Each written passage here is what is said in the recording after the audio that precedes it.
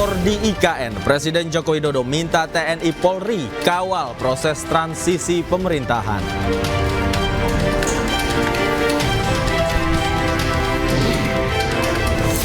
Kerap hina pejabat dan tokoh nasional, akun Kaskus Fufu Fafa hebohkan jagat dunia maya. Siapakah pemiliknya?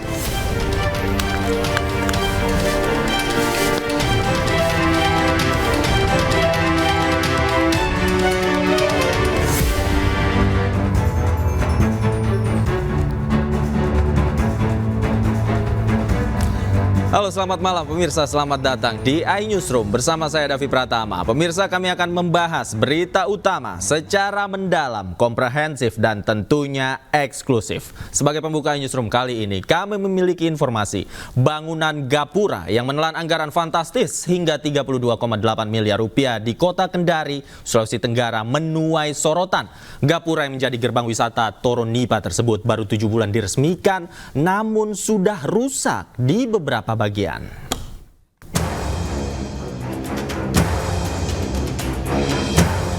Dari kejauhan, gapura yang digadang-gadang menyerupai model London Bridge ini memang megah. Namun bila dilihat lagi lebih dekat, kondisinya memprihatinkan. Meski baru diresmikan pada Februari 2024 lalu, kondisi bangunan gapura yang menjadi gerbang wisata Toronipa, Kota Kendari, Sulawesi Tenggara yang menelan anggaran fantastis hingga 32 miliar rupiah ini sudah rusak di beberapa bagian. Gapura ini dibangun dengan konstruksi yang tipis tanpa rangka beton, sehingga mudah jebol dan berlubang. Bahkan dinding gapura yang rusak hanya ditambal di berbagai sisinya. Pihak Dinas Sumber Daya Air dan Bina Marga Sulawesi Tenggara menjelaskan konstruksi gapura menggunakan material Glass Reinforced Concrete atau GRC board yang merupakan kombinasi beton dan serat kaca serta diklaim awet hingga 25 tahun. Kolom-kolom yang besar itu tidak di sini, itu sedikit sekali, hanya sedikit beton saja kita bungkus dengan GRC, namanya GRC itu glass reinforced concrete. Dia beton campuran serat kaca. Itu tahannya sampai 25 tahun. Itu tahan api, tahan air dan mudah perawatannya, mudah dicetak semua. Makanya untuk di Toronipa itu yang digunakan karena kenapa? Ada estetika bentuk yang kita kejar. Kalau kita gunakan beton atau kita gunakan batu merah itu tidak dapat dia. Kalau GRC bisa kita bentuk. Nah seperti itu, makanya modelnya seperti kayak batu bata itu dibentuk seperti itu. Gapura yang berlokasi di Kelurahan Kendari Cadi ini merupakan bagian dari mega proyek Jalan Kendari Toronipa sepanjang 14,6 km. yang menelan anggaran total 1,1 triliun rupiah di masa pemerintahan Gubernur Ali Mazi. Gerbang wisata yang berhadapan langsung dengan jembatan Teluk Kendari ini diharapkan bisa menjadi ikon untuk menarik wisatawan. Namun jika melihat kondisi gapura yang baru 7 bulan diresmikan dengan anggaran senilai puluhan miliar rupiah ini sudah rusak, publik pun jadi bertanya, sudah sesuaikah anggaran dengan bahan yang digunakan? Dari Kendari, Sulawesi Tenggara, Muhtarudin Ainis melaporkan. Pemirsa, sidang peninjauan kembali 6 terpidana kasus pembunuhan Vina dan Eki kembali dilanjutkan pada hari ini. Ada 19 saksi dari pihak pemohon yang dihadirkan di ruang sidang. Dalam sidang peninjauan kembali kali ini, terpidana kasus Vina kembali memberi keterangan soal mendapat kekerasan dari oknum polisi Polres Cirebon, Kota Jawa Barat. Selain itu, ke-6 terpidana juga tidak mendapatkan haknya saat memberikan keterangan di sidang kasus pembunuhan Vina dan Eki tahun 2016 lalu di Pengadilan Negeri Kota Cirebon.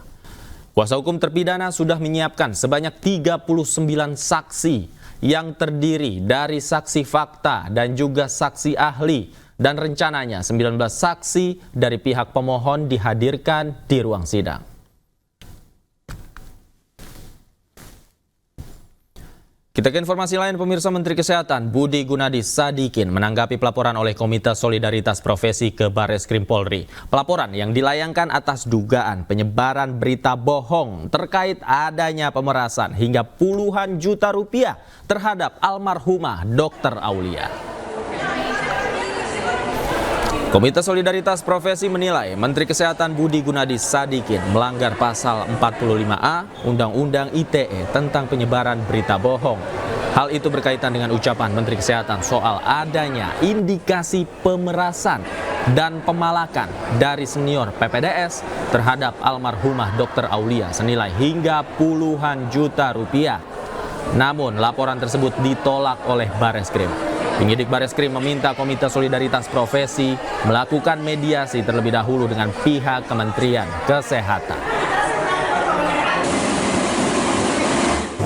Pak, kemarin Komite Solidaritas Profesi melaporkan ke Bareskrim, itu responnya gimana ya Pak? Iya Pak. Mesti tanya ke Bareskrim, setahu saya sama Bareskrim Difasilitasi untuk mediasi itu udah ada informasi belum Pak? saya belum dikontak. Kalau diundang untuk audiensi mau Pak? Ya, nanti ya kalau mereka mau datang, silakan. Ya. Oke. Sebelumnya Kementerian Kesehatan menemukan indikasi pemerasan hingga puluhan juta rupiah yang dilakukan dokter senior PPDS Undip terhadap almarhumah Dr. Aulia. Sementara itu, Polda Jawa Tengah telah memeriksa 11 orang saksi guna mendalami adanya unsur pidana dalam dugaan perundungan almarhum Dr. Isma.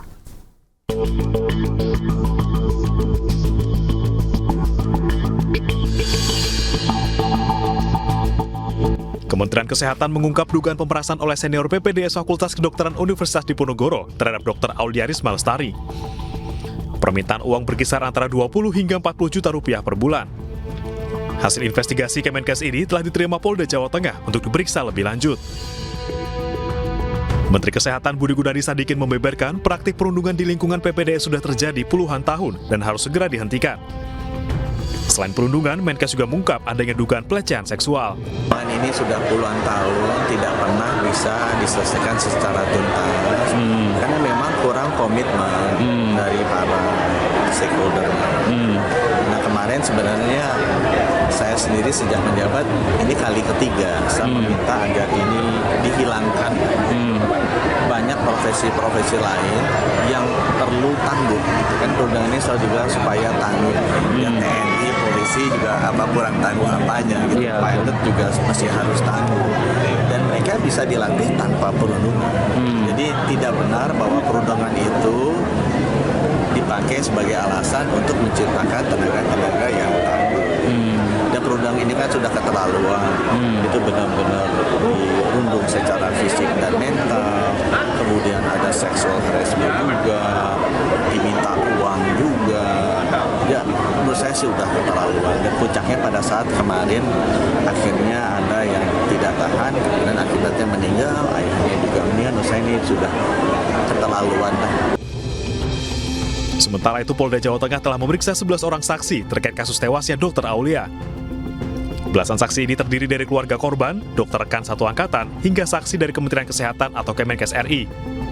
Tidak menutup kemungkinan, polisi juga akan memeriksa dokter senior di RSUP Dr. Karyadi, tempat Dr. Aulia Risma Lestari bertugas sebelum ditemukan meninggal. Pemeriksaan saksi ini pasti akan berkembang lagi, akan kita lakukan pemanggilan-pemanggilan. Laporannya apa Pak? Apakah perundungan, intimidasi atau? Jadi laporan polisi yang disampaikan kepada pihak kepolisian, yang pertama adalah perbuatan tidak menyenangkan, kemudian penghinaan, kemudian juga ada pemerasan. Dr. Aulia Risma Lestari ditemukan meninggal secara tidak wajar di kamar kosnya di Jalan Lepong Sari Raya, Semarang, Jawa Tengah pada 12 Agustus lalu. Kuat dugaan kematian dokter asal Tegal ini bermuara pada perundungan yang diterimanya di kampus dan rumah sakit.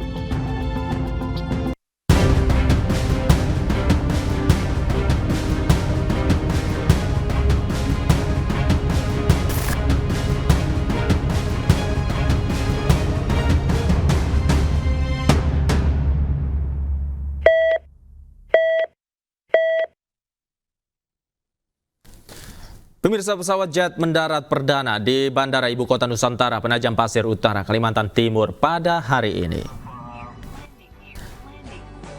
Pemirsa, inilah pesawat jet yang mendarat untuk pertama kalinya di Bandara Ibu Kota Nusantara di kawasan Penajam Pasir Utara, Kalimantan Timur pada hari ini.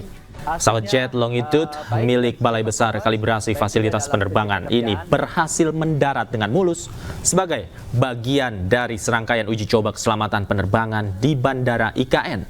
Keberhasilan ini menunjukkan kesiapan Bandara IKN dalam menerima berbagai jenis pesawat dengan standar keselamatan yang tinggi. Sudah melakukan proses overflying di Bandara Udara IKN. Kemudian kita sudah mendarati Bandara IKN. Hasilnya Presiden Jokowi memberikan arahan kepada jajaran TNI Polri di Istana Negara Ibu Kota Nusantara. Jokowi meminta TNI dan Polri menjaga stabilitas selama pelantikan Presiden dan Wakil Presiden terpilih Prabowo Subianto dan Gibran Rakabuming Raka. Selain menjaga stabilitas, Presiden Jokowi juga ingin TNI Polri mendukung proses transisi pemerintahan.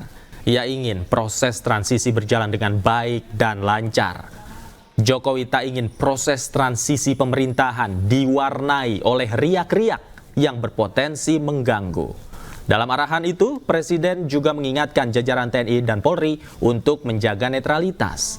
Dalam kesempatan ini, Presiden Jokowi juga mengungkapkan pandangannya terkait perlunya Angkatan Kelima Cyber dalam pertahanan negara. Saya tadi sudah menyampaikan agar dijaga stabilitas politik, sosial, supaya semuanya nanti berjalan dengan baik, lancar, aman. Saya rasa tekanannya di dua hal tadi. Pak, mengenai ini Pak, Angkatan Siber Pak, pesan Bapak gimana Pak? Apakah perlu dibuat mapel tersendiri? Ya sangat baik, karena negara-negara lain yang saya lihat ini sudah mulai. Saya melihat ada 4 negara yang sudah mulai membangun angkatan keempatnya, angkatan cybernya, dan saya rasa nanti semua negara akan menuju ke sana. Termasuk, saya kira, tapi nanti biar pemerintah baru, Pak Presiden Prabowo Subianto yang akan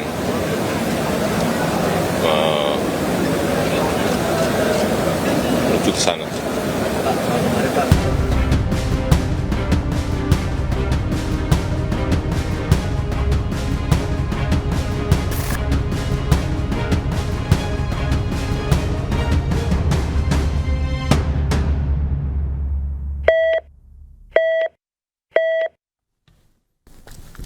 Wakil Presiden terpilih Gibran Rakabuming Raka mengecek uji coba program makan bergizi gratis di SD Negeri 5 Hambalang, Bogor, Jawa Barat. Uji coba kali ini juga menggunakan kemasan biodegradable yang terbuat dari daur ulang serat tebu dan ramah lingkungan. Wapres terpilih Gibran Rakabuming Raka tiba di SD Negeri 5 Hambalang, Bogor, Jawa Barat sekitar pukul 9.30 pagi. Kedatangan Gibran untuk mengecek menu program makan bergizi gratis yang menjadi salah satu program andalannya pada Pilpres 2024 yang lalu. Seperti uji coba sebelumnya, paket makan bergizi gratis kali ini juga terdiri dari nasi, lauk, sayur, buah, dan susu. Selain itu, dalam uji coba kali ini menu makanan dikemas dengan bahan biodegradable ramah lingkungan yang terbuat dari daur ulang serat tebu.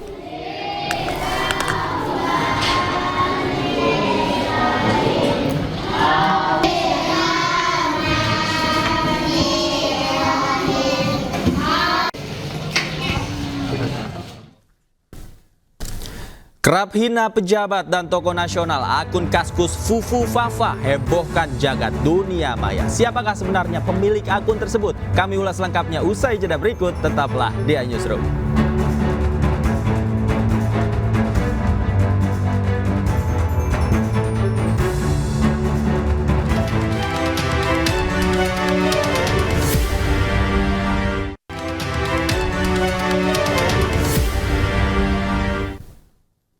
Kembali di iNewsroom, pemirsa, Menteri Komunikasi dan Informatika Budi Aristiadi mengaku akan segera mengumumkan pemilik akun anonim Fufu Fafa. Sementara Wakil Presiden terpilih Gibran Rakabuming Raka tidak berkomentar terkait akun tersebut.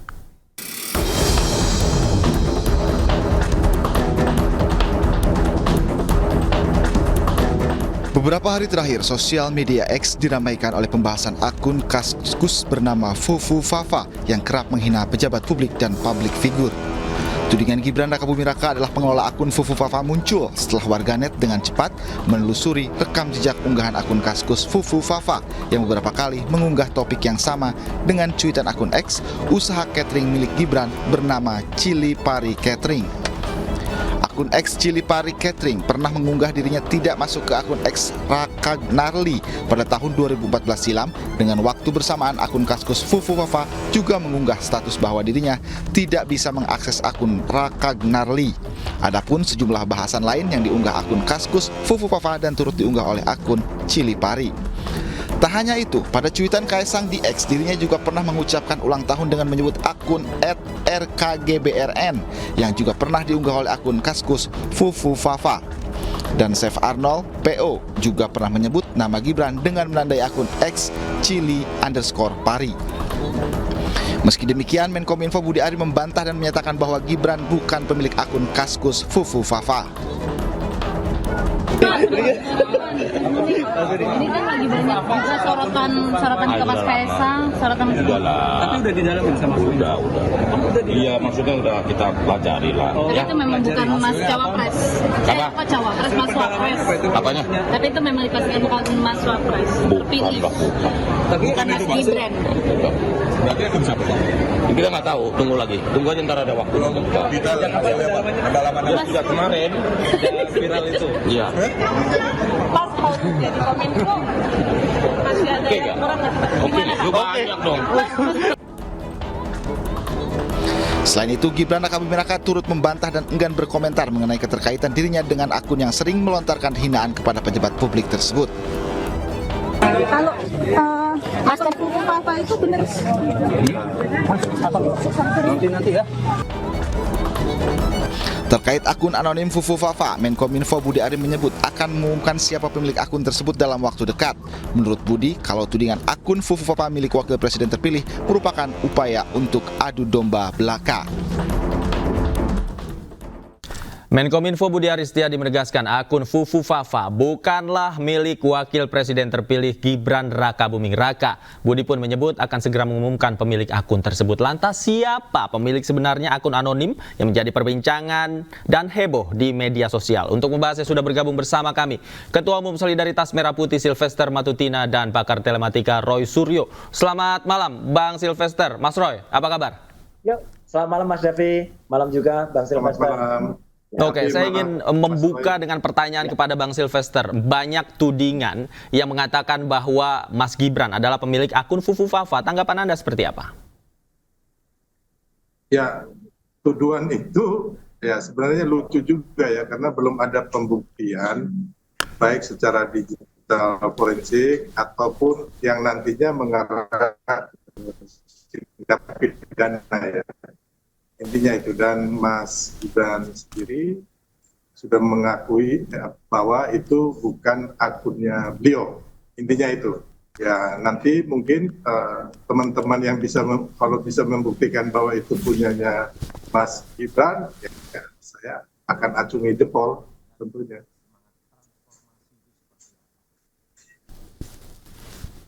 Oke. Jadi sampai saat ini baru dugaan-dugaan dari pasal-pasal yang sengaja dihubung-hubungkan. Intinya itu saja, karena kita belum melihat Mas Gibran. Oke, baik. Saya ke Mas Roy. Mas Roy, mungkin Anda bisa jabarkan apa indikasi yang memang mengarahkan bahwa akun itu ke Mas Gibran? Ya, selain bicara soal indikasi yang tadi sudah disebutkan pada lead berita, jadi ada keterkaitan ya, baik secara link ya, saya pernah menggambarkan itu dalam tulisan Fufu Fafa itu nge-link ke mana saja, kemudian masuk saja, kemudian diakui juga di kanal di postingan Fufu Fafa itu pernah menuliskan bahwa dia tidak bisa login, dan hal yang sama diakui juga pada akun X waktu itu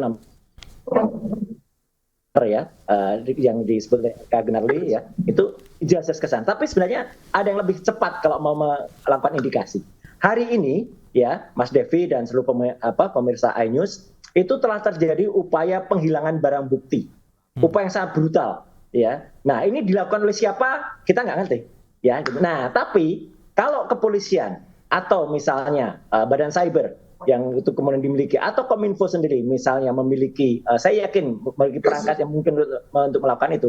Fufu Fafa itu tadinya ada sekitar 5 ribuan postingan. Hari ini atau beberapa hari ini sudah dihapus sekitar 2.100 yang dihapus. Jadi artinya, kenapa saya bilang itu menarik? Baru saja dilakukan dalam hari-hari ini, itu jejak digitalnya masih hangat, istilahnya begitu kalau dalam dunia IT. Jadi artinya bisa di-trace dengan cepat. Kalau kemarin-kemarin misalnya dari pihak Kaskus, Andri Darwis mengatakan, oh itu sudah susah karena itu datanya sudah tahun 2013, 2014. Nah ini baru beberapa hari, itu akan ketahuan siapa yang login, yang bisa membuka akun Fufufafa itu, kemudian siapa yang kemudian bisa menghapus ribuan posting di dalamnya. Nah dari situ akan kena IP-nya. Jadi saya objektif aja. Kalau itu kemudian kena internet protokolnya, akan bisa langsung dijerat siapa yang melakukan akses terhadap akun Fufufafa. Karena tidak ada orang yang bisa menghapus dan bisa mengganti itu selain orang yang memang benar-benar dulu yang memiliki akun Fufufafa tersebut. Jadi gampang sekali sebenarnya untuk kemudian melakukannya. Dari situ akan ketahuan. Kalau saja misalnya nanti ketahuan siapanya, dia tinggal ditanya kenapa pelakunya itu bisa kemudian menghapus semuanya. Karena ini penghilangan barang bukti, Mas Dev. Oke. Dan menurut Anda pemilik akunnya dan yang menghapus, saya sangat yakin siapa? Andai kata ada misalnya orang yang dikorbankan dalam tanda kutip pun, ya akan mudah nanti dicari linknya kemana. Gitu. Oke.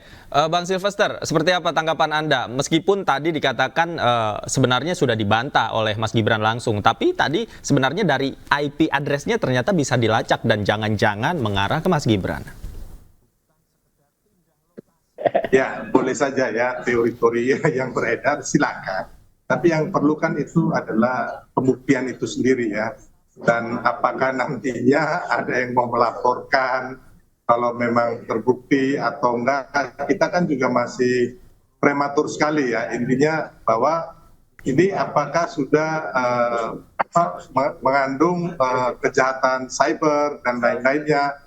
Bahkan hanya saya berpikir kok sudah terlalu jauh ya sampai ada yang akan memasukkan Mas Gibran hanya karena Fufufafa ini. Menurut saya sangat lucu gitu loh, dan sangat tidak beralasan sekali ya sampai sejauh itu. Ya kan itu kan umpamanya saat ini menurut saya memang pasti ya, nggak ada yang suka Mas Gibran Wapres tentunya ya. Dan mengenai akun-akun ini, saya sendiri pun Mas Roy, saya sendiri itu ada Facebook yang saya nggak pernah tahu, saya nggak pernah bikin. Terus sama LinkedIn ya juga, saya nggak pernah bikin. Instagram saya nggak tahu ada foto saya, terus ada orang mati. Itu banyak kayak gitu, Mas. Yang demi Tuhan saya nggak pernah tahu karena saya memang nggak pernah bermain begituan lah, katakanlah begitu, ya kan? Tapi memang kembali lagi ya nggak apa-apa ini ya riak-riak lah dalam demokrasi. Tapi kalau menurut saya memang harus dibuktikan gitu loh. Ya kan? Itu yang paling penting dibuktikan dulu ya kan.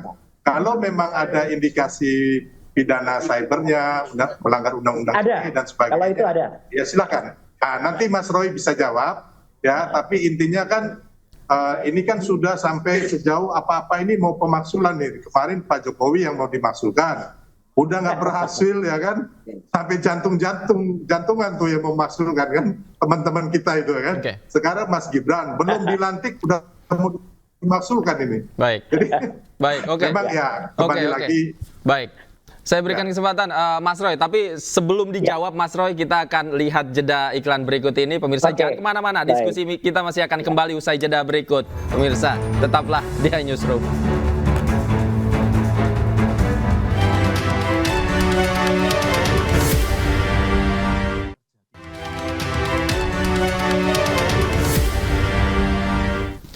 Kembali di iNewsroom, pemirsa, saya masih bersama Mas Roy Suryo dan Bang Sylvester Matutina. Tadi Bang Sylvester mengatakan jika benar demikian, ada indikasi demikian, harusnya dibuktikan. Dan pertanyaannya apakah bisa dibuktikan, bagaimana caranya membuktikan?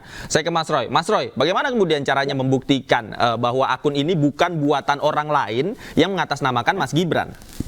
Ya, sebenarnya sangat mudah ya. Dan itu hanya dibutuhkan itikat baik saja. Kenapa? Kalau tadi dikatakan bahwa ini belum ada indikasi apapun, dengan segala hormat saya, kita boleh berbeda pendapat. Kalau menurut saya, siapapun dia, apapun yang apapun yang ditulis atau dipostingkan oleh akun Fufu Fafa ini, itu sudah benar-benar hate speech ya, sudah benar-benar ujaran kebencian, sudah benar-benar pornografi, kampungan, norak dan lain sebagainya. Karena selain menyerang Bapak Presiden terpilih Pak Prabowo Subianto, dia juga menyerang artis-artis yang terkenal ya gitu, banyaklah nama-nama artis yang diserang. Juga menyerang partai ya, partai PKS diserang, kemudian menyerang gerakan 212 dan lain sebagainya. Jadi artinya ini sudah layak untuk kemudian tanpa ada laporan pun ya, undang-undang kita, undang-undang ITE ataupun undang-undang KUHP itu sudah ada orang yang menimbulkan ujaran kebencian, menimbulkan provokasi terhadap massa, itu bisa dilakukan penyidikan ya, gitu. Penyelidikan dulu oke, kemudian penyidikan.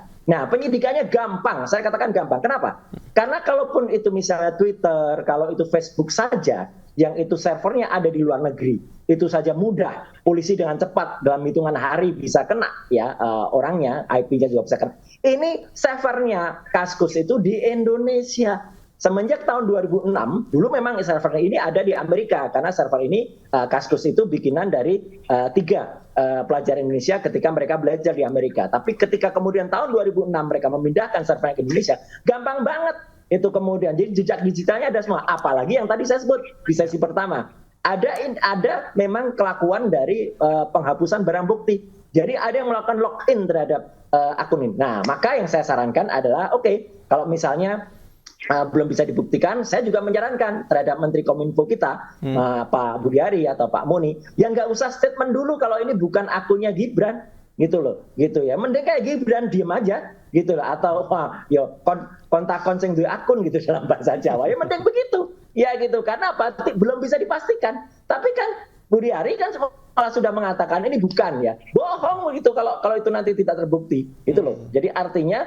orang malah nggak makin percaya dengan Kominfo. Jadi ini saya ingin mengeman semuanya, ingin menjaga kehormatan semuanya, terutama menjaga kehormatan Presiden terpilih Pak Prabowo Subianto yang sangat dihujat luar biasa di akun. Jadi cara membuktikannya itu, Mas David. Jadi artinya adalah gampang, lakukan cepat terhadap server Kaskus ya, dan itu mudah karena servernya ada di Indonesia. Sekali lagi, tinggal kemudian ambil itu, mungkin ada di Kuningan ya, atau diletakkan tempat lain di kantornya Kaskus, dan kemudian setelah itu diperiksa jejak digital jelas. Kenapa saya bilang mudah? Ada yang masuk, ada upaya yang masuk, yang login dalam hari-hari ini. Jadi makin mudah banget itu. Ya, itu tidak mungkin orang lain yang masuk dan bisa menghapus itu.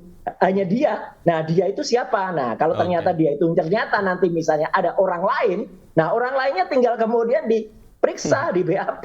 Kenapa kamu bisa masuk? Kenapa bisa login ke sana? Dapat dari mana? Udah, gampang gitu, Mas Devi. Artinya itu sebenarnya hanya dalam hitungan jam saja sebenarnya udah kena. Dan jangan salahkan juga para netizen atau para private investigator yang luar biasa. Netizen kan maha benar, netizen dengan segala temuan-temuannya gitu ya, gitu. Kenapa? Apa yang mereka lakukan itu sebenarnya kalau menurut saya derajat keilmiahannya luar biasa. Itu ilmiah gitu loh. Jadi tinggal itu dirangkaikan saja, itu bukan puzzle, tapi itu merupakan sebuah data. Data itu nanti berwujud bisa menjadi information, dan informasinya itu bisa menjadi knowledge, dan knowledge-nya nanti akan jadi wisdom.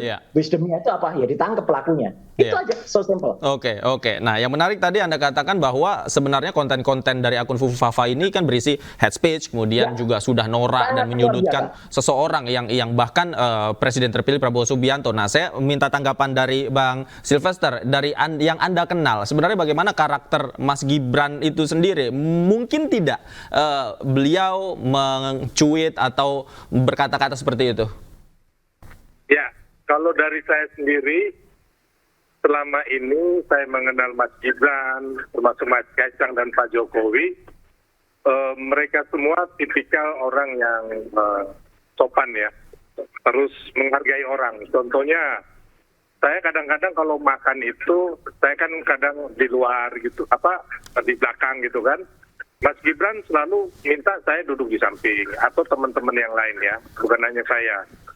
Termasuk Pas Pampres, ajudan dan sebagainya lah ya. Kita makan bareng di tempat-tempat yang umum lah kebanyakan. Terus kalau berjalan juga, Mas Gibran itu mama saya jalan di belakang, dia cari, terus dia suruh saya di depan, gitu loh. Dan kalau saya minta Mas, teman-teman wartawan mau doorstop, ya kan? Beliau langsung, oh ya, ayo, gitu loh. Ya kan, ketika dalam kesibukan, biasanya teman-teman wartawan minta ya, Bang, tolong dong kami mau doorstop. Beliau langsung oke ya. Nah, tapi jadi intinya bahwa saya tidak yakin bahwa Mas Gibran melakukan akun itu punya Mas Gibran, tapi kan harus ada pembuktian juga, ya kan?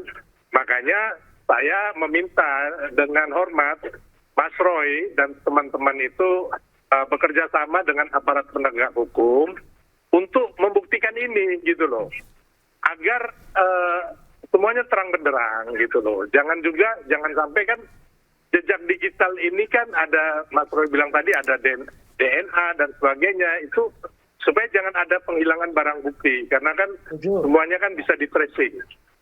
Makanya saya minta kali ini dengan segala hormat, ayo Mas Roy, silakan berikan yang terbaik buat bangsa ini sehingga semuanya terang benderang, gitu loh. Oke, ya, Bang Silvester, tapi mohon maaf saya potong. Bang Silvester, menurut Anda atau analisis Anda, mengapa hal ini baru ramai sekarang? Sementara dari akun Fufafa tersebut itu kan ramainya cuitannya kan tahun-tahun yang lalu, tahun-tahun sebelumnya. Sebenarnya apa dugaan motifnya menurut Anda? Ya, memang kan sekarang serangannya ke Pak Jokowi, ke anak-anak beliau, bahkan termasuk ke saya ya, itu di sosmed itu sangat gila-gilaan deh.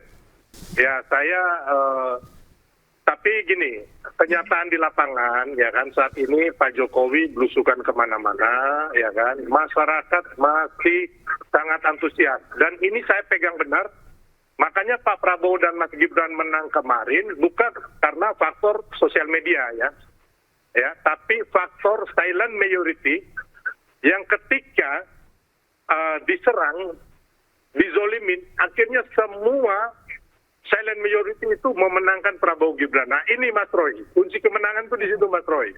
Ya, yang saya bilang tadi. Saya udah nggak di politik. Ya.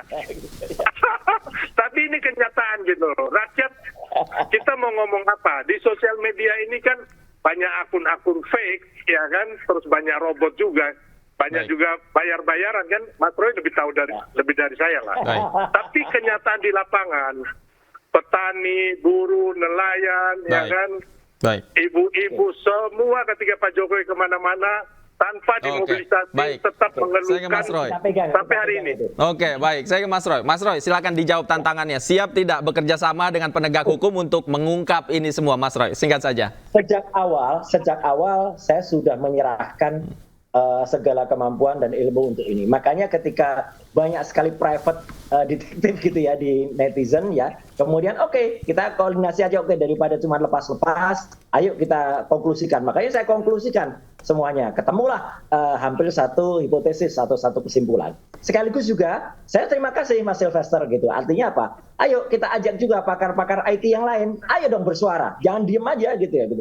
Kayak waktu kita membongkar kecurangan atau kejahatan Sirekap waktu itu ya gitu. Meskipun itu tidak mengubah hasil, tapi setidaknya Mahkamah Konstitusi pun mengatakan bahwa Sirekap itu ada masalah, harus diperbaiki, dan KPU juga kemudian harus melakukan itu demi kebaikan bersama, bukan untuk siapa-siapa, demi untuk bangsa ini, demi untuk supaya Pak Prabowo juga tidak kemudian dihancurkan dengan adanya hal-hal yang dituliskan oleh akun Fufafa ini gitu loh. Itu jadi artinya kalau misalnya ini juga tidak ingin kemudian mencederai Gibran ya gitu. Nah, Gibran juga bisa kemudian memberikan keterangan gitu Pak, atau katakanlah malah melaporkan. Kalau menurut saya sebaiknya Gibran melaporkan ya ke kepolisian ya, atau kemana, supaya apa? Supaya dia, kok saya dituduh sih gitu.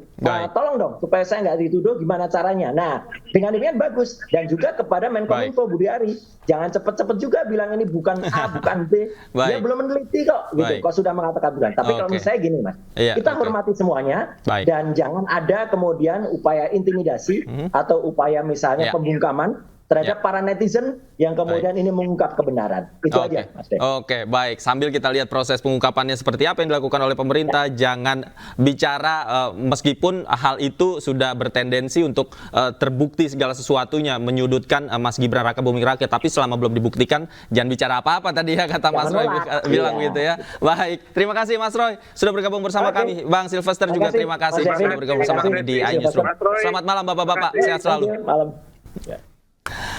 Pemirsa, eksekusi rumah milik anak Menteri Era Soeharto berlangsung ricuh. Saat eksekusi, sang pemilik rumah meninggal dunia. iNewsroom segera kembali.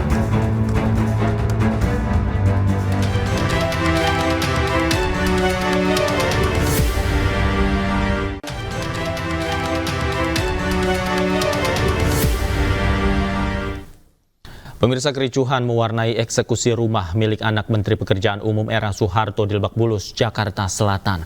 Sang pemilik atau pihak tergugat meninggal dunia saat eksekusi tengah dilakukan.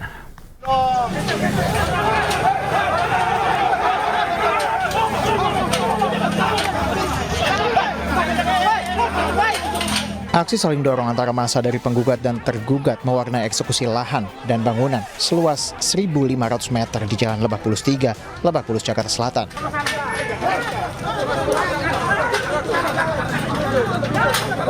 Kericuan yang sempat berjalan lama akhirnya terhenti setelah sang pemilik bangunan, yaitu Hanif Radinal sebagai tergugat, jatuh pingsan dan meninggal dunia. Hanif Radinal diketahui merupakan anak dari Radinal Mokhtar yang merupakan Menteri Pekerjaan Umum di era Presiden Soeharto. Meski adanya korban jiwa dalam eksekusi, namun PN Jakarta Selatan tetap melanjutkan proses pengosongan lahan dan bangunan. Kuasa hukum menyayangkan atas eksekusi ini, karena selain gugatan dari korban yang masih berproses di PN Jaksel, namun eksekusi tetap dilanjutkan hingga mengakibatkan kliennya meninggal dunia. Tapi mau apa boleh buat, sedangkan kami saat ini sedang mengajukan proses di PN Selatan juga dengan nomor perkara 996 sedang berjalan, sedang berproses, sedang menunggu pembuktian dari pihak tergugat, yaitu yang sekarang pemohon. Jadi sebetulnya ini belum selesai secara hukum. Sementara dari pihak PN Jaksel menyatakan eksekusi sudah sesuai. Bakal calon Gubernur Jakarta Ridwan Kamil dan Suswono menyambangi mantan Gubernur Jakarta Sutioso. Dalam pertemuan itu dibahas keberhasilan Transjakarta dan rencana memperpanjang rute Transjakarta.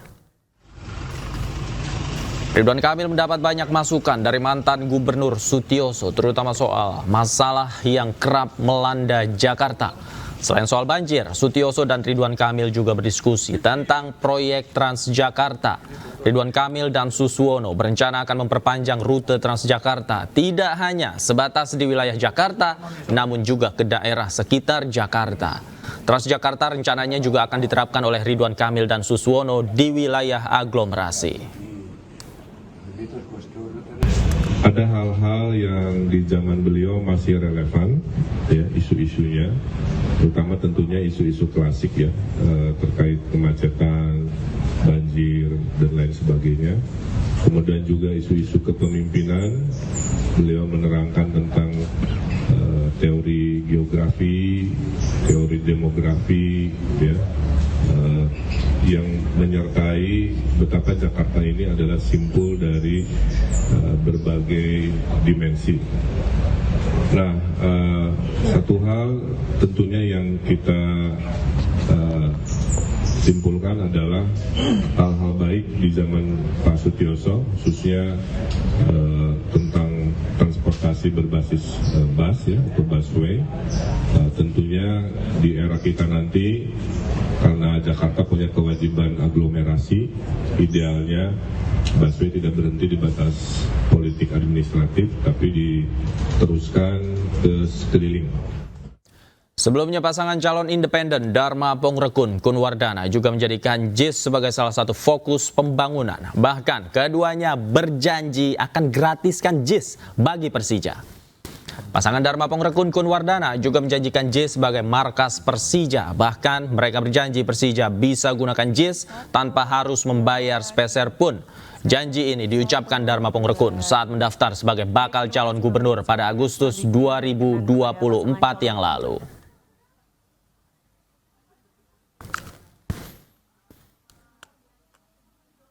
Jadi kami akan mengkaji bagaimana baiknya agar JIS bisa dipakai oleh bisa dinikmati oleh penggemar Persija, khususnya sahabat-sahabat saya dari Jackmania. Kalau memang memungkinkan anggaran ada, maka kalau perlu kita gratiskan.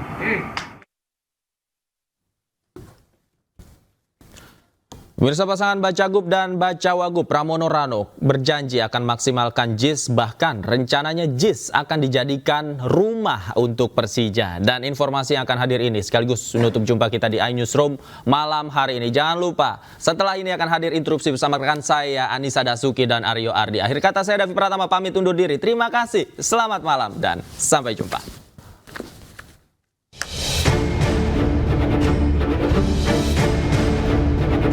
Jakarta International Stadium menjadi salah satu target perbaikan bagi pasangan bakal calon gubernur dan wakil gubernur Pramono Anung Rano Karno. Akses ke JIS yang sangat terbatas menjadi perhatian pasangan ini. Rencananya Pramono Rano akan menjadikan JIS sebagai rumah Jackmania dan klub sepak bola Jakarta, Persija. Bahkan mereka berencana membuat Jackmania Center di JIS. Hal ini disampaikan keduanya saat deklarasi rumah bersama Pramono Rano di Gedung Juang Menteng Rabu sore. Bahwa JIS akan menjadi tempat home-nya Jackmania atau Persija. Dan Jackmania kita buatkan Jackmania Center di JIS, sehingga jualan merchandise di sana, orang bisa beraktivitas di sana, bergotong royong.